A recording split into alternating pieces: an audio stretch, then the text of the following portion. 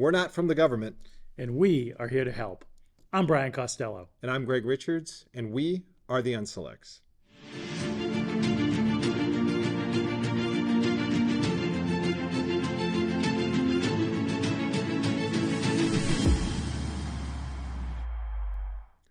So Brian, in today's episode, we're going to kind of tie back to what we talked about in one of our previous episodes about the strategic plan. One of the key initiatives from the town was engaged and connected, which kind of lends itself to like trust and transparency. So we're going to kind of dig into that area about what the town had said that they're interested in and kind of, I think, maybe how they're performing. I will make a little statement here. If we go back to the first ever Unselects episode, one of our key guiding principles was there was never going to be an election that was unopposed, and the same would be held for appointments. That if there was one of the board positions became open, that somebody should apply. So I took the onus and I did apply for an open planning board position. And you obviously got chosen. And I obviously did not get chosen. Yes, you're correct. I was not selected. I did learn that today, that unfortunately I wasn't chosen. But, I did have a good conversation with Kevin Mizikar. So it was the first time I did talk one-to-one with him for an hour. And, some of that conversation I will use today as far as what he did tell me, because there's some things that we're going to discuss today that I did talk to him in person. So I just want people to be aware of that so that it is not, in this particular case, I'm not, guessing or, making predictions on what he did or didn't know. A lot of things I did actually specifically ask him. So it was a good conversation. I do encourage everybody out there to apply for those positions when they come up if it's something you're interested in. And I did that and, probably end up doing that again in the future. So just wanted to make a note of that. We are going to go back here to start. I mentioned engaged and connected. We talked about the strategic plan, right? And one of the things it says is here, the town is committed to transparency and operations, right? So that would be, the definition in my mind of transparency is, whatever we know, you're going to know. If we make a mistake, you're going to know about it. Am I missing anything in my definition there, Brian? No, I think, if you say transparency, it means honesty, it means trust, it means sharing what we know. It's sharing to the town. We are representatives of you, and we will give you the information you need to be fully engaged. Absolutely. So one of the other things that came out here, which I actually brought to show, is I don't know if you've seen this. This came out, I actually got it in the mail. All right, two things. First thing of note, I know we talked last time about Collins Center and use of ARPA funds for communication. And I actually noticed on the bottom here that this publication was made possible by American Rescue Plan funding. So back in COVID, who would have known that all that money that the government spent would end up being a flyer that was shipped to your door? But the one key part of this I do want to point out, right, is that this is about trust through communications and connections. It specifically says it from Kevin Mizikar. One of the things on here I'd like you to talk about a little bit is in the survey, which we talked about last time. That was the Polco National Survey. We went through that. We talked about where the areas that the residents provided feedback and how the town took that and put it into that strategic plan. He references it again here around, I think, making a loose connection between the actual question that was asked and trust. So can you tell us a little bit more about what it actually said and what the survey actually told us? Yeah, the actual question was overall confidence in Shrewsbury government. Okay, and what Kevin Mizikar says, where there was not a single question that directly asked about trust, the overall confidence was ranked fair to excellent by 88%, like you said. Yeah. Is confidence the same as trust? No, of course it's not. I can be confident in something, but not necessarily be trustworthy of the people that are doing the act. Right. Would you say that I trust the town that if I call, if there's a fire, or if I need the police, that they're going to show up? Right. That doesn't mean that everything else that they're doing is saying, yeah, I trust that, they're using my tax dollars or my any kind of funding properly, or that the school system is operating the way I'd like to, right? Yeah, exactly. And if you think about it, it's if it's so important, if trust is so important, why isn't Why isn't it in the survey? Yeah, Right? right. You can just ask the question, right? Like, Just ask the do question. you trust us in town? Do you trust the government? Right? You can put that as a question, I but think also you could put, do you trust the elected officials? Do you trust the people that work for the town? There's a big difference, right, right? I mean, somebody that's going to work every day at the clerk's office is pretty different than somebody that's elected. I'd love to know what people think on a trust scale of where those folks fit. right. So what I want to go to here is I want to go back. This was a select board meeting a few months back, and this is when they kicked off the priorities for fiscal year 25. And what it is, it's Kevin Mizikar talking about specifically this trust concept and what that means to him. So let's take a listen. The second area is really trust, community engagement, and communication. And I think local governments across the country and across the world have had to spend some more time focused on building trust and transparency with their communities in recent years than maybe we have in the past. Civil discourse has changed over the last few years, so making sure that I'm present in the community, working through critical projects, programs, events, and initiatives is an area that I think I can do better in, and I want to focus on making sure that we have better access for the public for information, engaging directly with the community to really build that trust and transparency that we all work on a day-to-day basis. So he wants to build the trust and transparency. He says there he could have been more involved with some of the key factors or the key projects that were going on, which is a fair, I appreciate the fact that maybe he realized that maybe showing, let's say, more leadership outward to the community. I think he's probably working a lot with the town staff, but actually then, going out and I think trying to make sure that the community understands where he stands on certain things, I think is where he's getting to there. Yeah, for sure. And I think he means it. I think he's an earnest guy. And he is trying to say, look, you get stuck in the weeds a little bit, I think. And you do your job every day seeing the same sorts of people. And you sort of forget, oh, I'm part of this community. And I need to expand to that. Right. Well, part of this community from an employment perspective, obviously. Understood. So the next piece he kind of dives a little bit deeper here. We'll go into some specifics on the FY25 priorities on trust. So let's take a listen. So the big area, trust, community engagement, communication, very similar to the broad focus area. I want to present myself and be more active during the major initiatives. I wish I would have been more present at some of the earlier MBTA community meetings, some of the community information sessions on the larger warehouse projects and initiatives and larger residential developments that occurred in the community. So I want to be at those and be able to provide perspective and support staff. I liked everything except for the very end. Yeah. What did you hear at the very end? I relied on other people to do my job. Well, and he also said I wanted to support staff. No, the reason why you're going, right, and I would say this to him, I think I could probably have another conversation with him, is you're not going there to support staff. You're going there to articulate your vision for Shrewsbury to the residents who ultimately are responsible and who you should be listening to and who you serve, right? I know that, in your role, you have a staff, you're hiring people, you have, whether it's the planner or the other, the people in the town hall, but fundamentally everybody in there is beholden to the residents, correct? Yeah, absolutely. The accountability is always to the people of the town, not the people that work for you necessarily, right? You should support the people that work for you, which is sort of what he says, but you have to understand that your top priority is really that accountability to the people that live in town, which means showing up at the most important things when residents are taking time out of their lives to show up. Going back to the warehouse and MBTA and the large housing, he had said, I should have went to some of these. Yeah, you should have. Right. And here's what we're going to go into, right? And I am going to go into a specific example of how I think we failed or that trust and transparency has been eroded.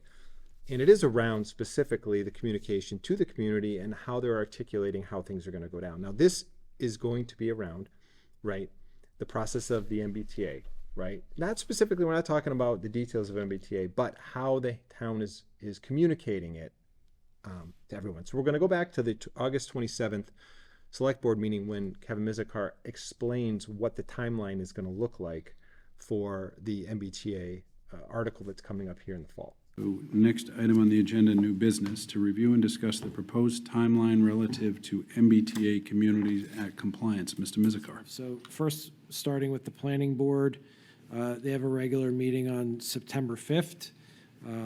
We anticipate, September 5th is after the 90-day window, so we hope to have any compliance model feedback from the Executive Office of Housing and Livable Communities for the board to consider that night. Okay, so August 27th, select board meeting on the 5th, which they hope to have feedback so that the planning board can articulate what that article is going to look like and give that to the public. Okay. Well, what you'll see is that actually doesn't end up happening, and we want to dig into why it didn't happen and what they did and didn't know. Where I want to look at here is really quick, is this is the agenda for the planning board meeting on the 5th, where you can actually see one of the agenda items was to discuss the MBTA article. Myself, as well as a few others, decided to go because as a public hearing, we wanted to be heard on this topic. So what we're going to do is we're going to go to that meeting and we're going to actually see what actually transpired, because I think it's important is how this was communicated to the community. And I think how the residents were treated, or how they were somewhat, I believe, misled on what was really going on behind the scenes. Let's look at that.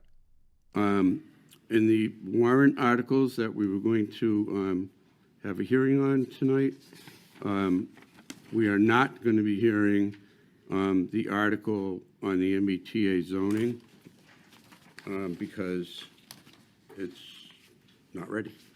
Here's my biggest problem with that. There's an agenda that's published, and I believe they actually even update it sometimes, maybe the day of. People plan around, I want to go to this planning board meeting on a certain day. You plan your week, you may make changes of your plan so you can attend. When you attend, the whole reason why you did that, they say, well, guess what? You don't get to talk about it because it's not ready. Sorry. More importantly, we're not ready. Right. Right? Our jobs, what we're supposed to do, we didn't finish on time, and we didn't bother to tell you that till right now. Right. And if it's not on the agenda, you can't talk about it. So they put it on the agenda and they don't talk about it. There's really no penalty. It's like, sorry, it's not ready. So I want to go and I'm going to look at my response. Actually, I did go and I asked a question, and I just want to get your take kind of on how they responded to me about asking a question that I think was potentially inconvenient to them. So let's listen. I know you weren't going to talk about it. I do have one question about MBTA because I We're know not- it's a question. It's not about the bylaw. I just wanted a question about if we had the feedback, because on the 5th of June was when you submitted for the pre-adoption review. I don't know if that had come back yet. That was all I was. Didn't know if that was back because it's 90 days. I don't know. But yeah, we're not speaking on that tonight. So was it no? We can't get an answer if it was back or not? It's not an open public hearing. Okay, all right, fair enough. What's your take? It's on the agenda, Yes. so technically you can talk about it. They just can't say we suddenly don't want it on the agenda. They put it on the agenda. Public meeting law allows you to talk about it, right? The bureaucrat, Mr. McGoldrick, I think he has to answer you. I think his answer, he should have known the answer. He knew the answer. Yes, he did. He just decided not to bother to tell anybody the answer, as far as we know, which is disturbing, right? Going back to trust in government, that's not very trustworthy. No, it's the way you articulate it. Right. Because you could still say, no, we didn't have it back yet. You're not explaining the reason, which will tell you the reason, because Kevin Mizikar is going to tell us the reason for them not having it. But the way that that's handled, like essentially giving me, I just say attitude, but a little bit of an attitude. No, I think it was attitude. Yeah, sure. about, well, this isn't an open public hearing. Like, but it is. Yeah. It is a public hearing on it, and you just decided that no, we're not going to do that because we're not ready, so you don't get to have the hearing that was scheduled, that they have to post in papers, yada yada yada. Yeah. Right. So I think the way that the town, right, can improve some of this is allowing people to engage. One of the things it specifically says on this document, again, we'll go back to my flyer. It says down here, this is facilitated through an active and engaged citizenry. We look forward to building connections. Well, what better way to be engaged and active to attend board meetings and to speak at public hearings? This is what they're asking for, yet what their actual behaviors are not matching what they're claiming to be key priorities for them. And I would argue that statement doesn't make much sense to me, to be quite frank. Trust is only facilitated through an active and engaged citizenry. No, accountability is facilitated through an active and engaged citizenry. We assume that you're trustworthy. What this almost says is, if you're not engaged, we can't promise any trust here. Yeah, that's funny. So it's accountability that matters most. Agreed. Now we're going to get to a little accountability, because after that meeting on the 10th, there was another select board meeting in which Kevin Mizikar explains why we weren't able to actually answer my question that I had asked. So I just want to recap what has happened over the last few days and clarify why the planning board did not take any action on MBTA at their meeting. So on July 19th, 2024, the town received an email requesting a revised GIS mapping file for the area that we're proposing for MBTA.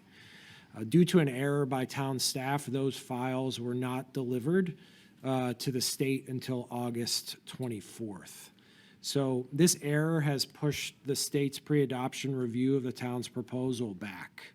Unfortunately, last week on Thursday, the planning board was in a very difficult position at their meeting because we did not know the actual impact of that error, but we had realized that the error was made and was likely going to delay the state's pre-adoption. It's a little bit to uncover there. Yeah. And let me just try to walk this back and make it simple. So there was an email from the state. So they submitted, I guess we'll back up one more step. We submitted for pre-adoption on June 5th. As part of that process, they said it's a 90-day window to get feedback. The state responded in July saying, hey, we're missing a couple pieces of data. Where is it? We do not respond for 4 weeks at least. I think maybe even 5, till August 24th, which was before August 27th. August 27th was when Kevin Mizikar still said on September 5th, we're going to have a planning board meeting. We're going to talk about a pre-adoption review, right? Math isn't mathing. Yeah. I will say, I did ask Kevin Mizikar to clarify. I said, Kevin, I'm confused. You said, right, that you had this feedback from the state on the July, and that you knew because somebody had to respond to it in August 24th. And he said, well, I didn't know about it until the day of the planning board. This had occurred, other members of staff, right? But he goes, I'll give you my emails, right? I'll actually share with you that I was not on those. And I said, I believe you. I'm not arguing that. But from the outside, and this is what I said, it looks as though you're being misleading on purpose. Because how is it possible that nobody said, like, raised a hand, or how does the staff, right, not know, hey, this is a real critical issue. If there's ever anything that comes up, you need to let me know right away. Yeah. Right? That's the part that I'm missing, right? Yeah, it comes down to, fine, he might not know, right? But then we have to ask, who's misleading or who's incompetent? Because you should never have a situation. This is an important issue for the town. If that was sitting there for 5 weeks or whatever the number of weeks it was, and it said there was a staff error. So we have people making mistakes. We have people not telling their boss that nothing actually happened with it. And now we're running up against a planning board meeting where he has to tell the planning board, something's wrong. Right. Don't know what. Nobody bothered to tell Right. me. The day of the meeting. Yeah. And that actually doesn't even let the residents know that, by the way, this error occurred and we're not going to be able to talk about it. Yeah. This then required, a complete change, which we'll talk a little bit about really compressing a schedule to meet requirements as far as the number of public hearings and so forth before town meeting. But before we get there, I do want to go back to that select board meeting. I want to get some comments here from Beth Cassavant. I want to make a couple of comments on, once again, where I believe the focus is and what they seem to be concerned with and how I think that might be out of alignment with what we think should be should be the focus. Let's listen. I definitely felt for the planning board on Thursday night, watching the meeting from home. I know that there were some members of the public that were interested in hearing more about the MBTA plan that evening. But again, to have a conversation when we don't have that answer from the state doesn't put us in a better position than we were in when we decided to delay the conversation in the first place. And I hope that the community does understand that sometimes a board only has the information that they have and can't provide a fulsome explanation as to why something can't be discussed. I'm throwing a flag, a penalty flag on this one. All right, number one, the first statement she says is, I feel for the planning board. Why don't you feel for the residents? Yeah. Right? To me, that is so out of balance. You say, I really felt for the residents. The board, wasn't prepared to have a discussion. People came, they wanted to talk about it. But no, I feel for the planning board. And the public should just be aware that sometimes boards don't have information. Well, they had the information. Yeah. 100%. Mo DiPaolo was the chairman of the planning board at the time, knew exactly from Kevin Mizikar or Chris McGoldrick why they didn't have that. There's no way they can say it's not ready. And if you did as a chairman, right, if you were in work and somebody that, say worked for you or a peer said you had a project you're working on and they said to you, Brian, we're not going to be able to talk about that meeting today. And you'd be like, why? Well, it's just not ready. Oh, okay, guess. Yeah. Are you going to leave it at that? Yeah, feel free. Okay, fine. That's all right. Don't worry about it. All's good, right? No, that's government, right? But reality is there needs to be accountability. And I do agree, that planning board has to be there that night anyway.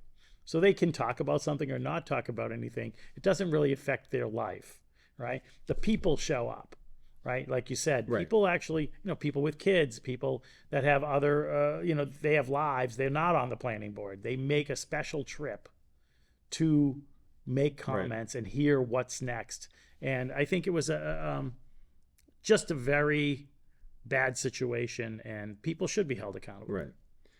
So that leads us to the select board's perception, I think, of how big of an issue this was or how the issue was handled. So I want to listen to John Samia and his perception of how Kevin and the town had handled this. And let's just take a listen and we'll talk a little bit about whether we agree or not. Yeah.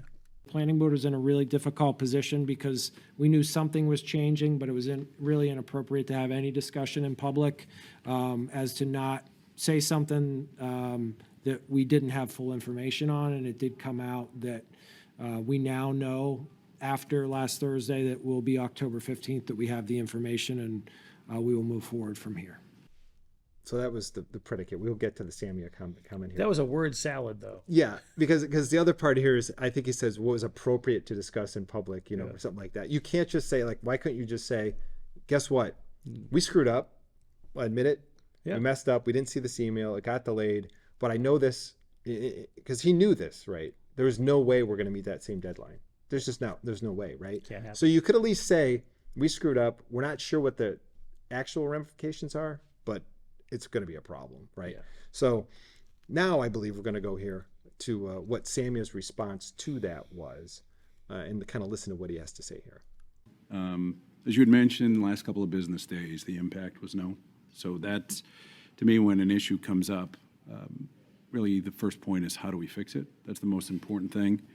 And the other piece, too, just preventing from this happening again in terms of constant communication with the state, and I know that you'll do it. But again, I appreciate the buck stops here, accountability, but at the same time, the buck stops with all of us as well. The buck stops here, accountability. Well, the interesting part, which we'll get to, this is not the first time. So saying that, ensure this doesn't happen again, this happened before. And we'll remind people, because we've talked about this from the Maytown meeting. So this is a reoccurring pattern, which is kind of why I'm focused on it, because if you really are interested in saying the buck stops here, then why aren't we correcting this? Seems to be a consistent pattern, right, of behavior here, right? Yeah, it's the buck stops, somewhere. Somewhere the buck stops. We'll find it someday. And technically, right, when Sammy is saying the buck stops with all of us, I'll explain why he's 100% correct. And he, as well as the rest of the select board, bear, I believe, some of this on them, and I'll show you why. So if you look, here's the pre-adoption form. I actually put this out here of what we submitted to the EOHLC. Once again, I FOIA'd information here to make sure everybody can see it. So this was the form. And if one thing I want you to look at, right, the information about the municipal CEO. Who is the municipal CEO on the form? Beth Cassavant. Beth Cassavant. Now, I asked Kevin, I said, I'm confused. I thought as a town manager, you would be kind of the CEO. He says, no, the select board is the executive, quote unquote. So the chairman of the select board would technically be the CEO, which I thought, well, that's interesting. If that's the case, then Sammy is correct. Then they need to take more ownership in this process. If they're going to put your name on a form. So this is what I find interesting in government, right? Like you said, the accountability. If you fill out a form incorrectly, right, they kind of hold you to that. You don't get it to defer it to somebody else and say, well, no, I filled out the form, but really that's somebody else's job to make sure that that happens, right? It's weird to me how you can just say, well, we're the CEO, but we have nothing to do with this. It's really not on us. Yeah, it's one of those sort of hot potato kind of deals, right? Yeah. So the CEO is elected by the people, but actually gives everything to Kevin and Chris McGoldrick and the rest, but then wipes their hands clean and says, well, I didn't know. It had nothing to do with me. Right. No, it had everything to do with you, Right. if we believe that this is the way it is. And it makes sense. The select board is the executive branch Correct. of the town. They should actually have a lot more accountability then. Right. I guess it's a generic form too, because it's like, hey, if you have a mayor or something like that, it would be different than in a Sure. select board type town. As I mentioned, this happened before. I do want to go back. We're going to go back to the select board in June when Chris McGoldrick talks about there was the multi-use pre-adoption review, or it's a Yes. multi-use submittal that we did. And I'm going to go back to that to remind people how this is a pattern of behavior. We did receive feedback from the state on our application for the mandatory mixed-use district. That initial feedback was received, and the state determined that the district does not meet the two-part test that's identified in section 5C of the guidelines. And the email from Mr. McGoldrick too, like it did not meet the 5-part test. And we talked about this in a prior episode, but if you recall, he received an email the day of town meeting at 4:30 in the afternoon. And as you mentioned then, this was not talked about till the second day of town meeting. So in this particular case, what ended up happening was second day of town meeting, when this was brought up and the article was to discuss, we're going to go to actually what Kevin Mizikar said, right, at town meeting, just to remind people of how this is a pattern of behavior. Staff has completed a mixed-use district location determination form and is awaiting formal determination on this component. That determination will help staff prepare the proposal for further pre-adoption review. So as he mentioned there, he says that they're waiting on feedback. Well, they weren't waiting on feedback. We talked about this before. Yeah. They had the feedback. We have the email. We know that they had it. And I asked him, I said, Kevin, did you know about that? Were you aware of that email? And he said, no. He actually said, I didn't even know we had feedback. And I believed him. And I said that in the last episode, I believed him. So if we're really, I guess where I'm leading to here, and I will show a little bit of a timeline just to kind of prove my point. I'm not trying to, belabor this point, but I think it's important if we want to improve. Let's take a look, right, at the timeline. May 20th, we get a rejection email. At town meeting, we don't tell people about it. So this is the first time that the trust and transparency is missing, right? Yep. Then we submit this pre-adoption review on June 5th on a completely new zone that we don't talk about because our rejection was given by the state prior. We don't go back to people and ask them. We submit it anyway. Then on the 11th, this was they were notified, the select board was notified. First time we heard about the rejection of this mixed use, that was the June 5th pre-adoption predicated that. On July 19th, after they submitted for pre-adoption review, that's when the EOHLC sent an email asking for more information. Then the 24th, the town finally responds. So it took us from the 19th to the 24th to actually provide what the state had asked. On the 27th, Kevin Mizikar still's moving forward with the original timeline, not aware that any of this has occurred, right? Yeah. Then on the 5th, the whole thing with the planning board occurs where it's like, hey, we can't talk about it, right? Refuses to answer questions. And we don't find out until the 10th about why this whole thing occurred. So twice in the same key article, the same key initiative for the town, are similar mistakes made, meaning we're not being open and honest with the town and the residents of the town about what's really happening.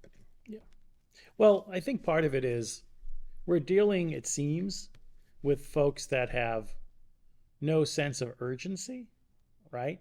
And the longer it goes out, the less citizens actually can participate.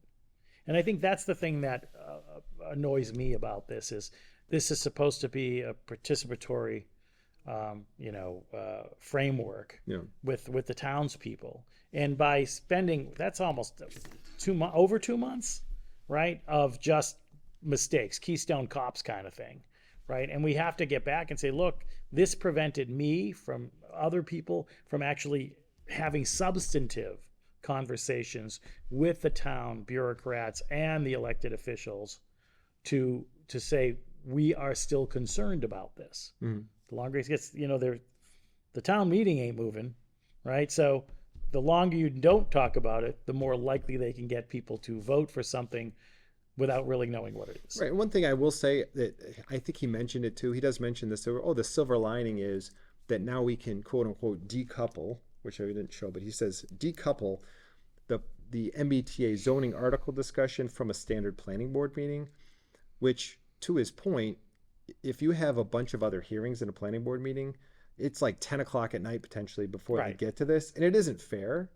But if you really believed that's what you wanted, why wouldn't you have done that anyway? Yeah. And that's what I go to. It's like, well, fortunately, there's what good thing came out of it. Well, then we should be doing that moving forward. If you really believe that people should have the time to really speak and discuss in detail the articles on the town meeting, then don't put them on the standard meetings. Do what you're doing this year.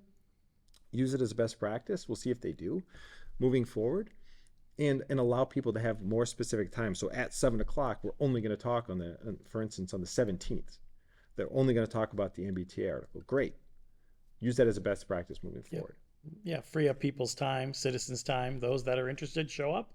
Those that don't have to. Right. So we're just going to circle back here at the end and talk a little bit about where we're at with MBTA. I think this is just a good a time, if any, to give our opinion on things, right? So today is actually October 7th. Today, the Supreme Judicial Court of Massachusetts actually heard oral arguments in the case against Milton. So those, if you don't know, that the Attorney General did sue the town of Milton for noncompliance. And this case is essentially setting the framework for what is going to happen in the future. We do have town meeting on November 18th. And I think the only article planning related, because from my understanding in the last planning board meeting, they've moved all their articles to the spring. So it may only be the MBTA article. So a lot of focus on that. I think our belief, right, that we've said we're against it. So why don't you just really quickly tell people about, for you, why are you against MBTA and why do you believe the town meeting members should vote no? Yeah, I mean, for me, there's a number of factors. One of them is the idea of state control over town zoning, right? The idea that a state politician or bureaucrat can tell a town specifically how they need to be zoned because their worldview is such that most towns need to be very urbanized, right? I think that's a mistake. I think we're giving up our opportunity as townspeople, as people that want to live in the suburbs. When we give the state that kind of power, they don't come back and say, hey, would you like the power back someday, right? So this is a step in the wrong direction. I think it takes away the tenor of what towns should be able to do.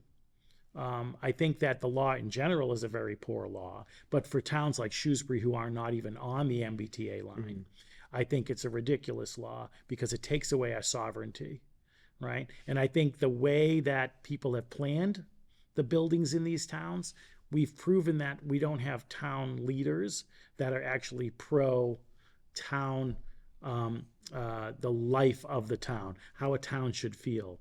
We've heard it before. Mo DiPaolo saying, we might lose. Lose to who? We're competing. Right, we're competing. Yeah, we're competing. I think we should be competing for quality of life. which isn't massive amounts of building. Yeah, I agree.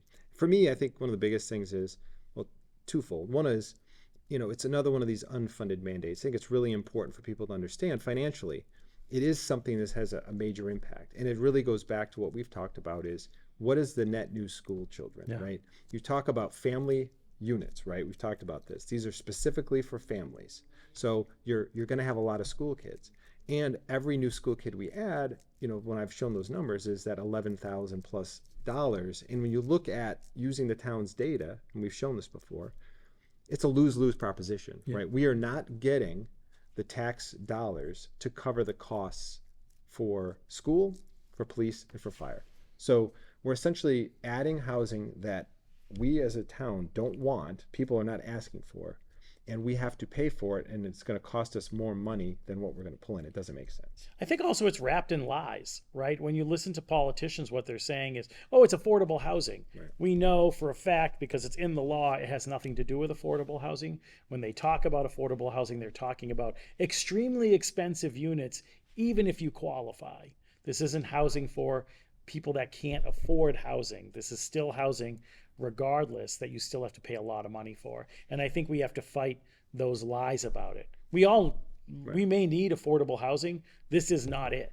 Right. And I think for me on the macro level is, like you had talked about it, it's for me, the way the government's behaving now is they're putting bills, they're making these omnibus bills, they're bearing verbiage and laws that people have to abide by in bills nobody's reading, right? They're passing them in the dark of night, and then they're pushing them down and saying, well, this is what you have to do. And essentially, it's supposed to be a government for the people, by the people. And what I kind of see, and this is another piece of it, is there's all this kind of legislation that nobody wants. It's not what people want. It's what special interests and other specific groups, like you mentioned, are looking for. And I don't think that's the way America should run. I don't think that's the way a town should run. And if we don't push back on it, then we might as well just tear the borders down and we'll all just be, Massachusetts residents. There's no Shrewsbury, there's no Northborough, there's no Grafton. It's just, we're all part of this big blob, and we're going to look like, in the movie WALL-E, I kind of predicated to be floating around in these little chairs, right? But with one store by and large, and then, that's it, right? I mean, I always kind of look at that. They're kind of, if you go back and look at that and watch, you'd be like, that is what they're trying to do. They're trying to make everything the same. And this is what you're going to have to deal with it. You get one place, this is it, one decision, and you're done. And that's not the America that I believe in. And that's not what I think we should do. We should have a voice. We should make decisions for ourselves. And this takes that away.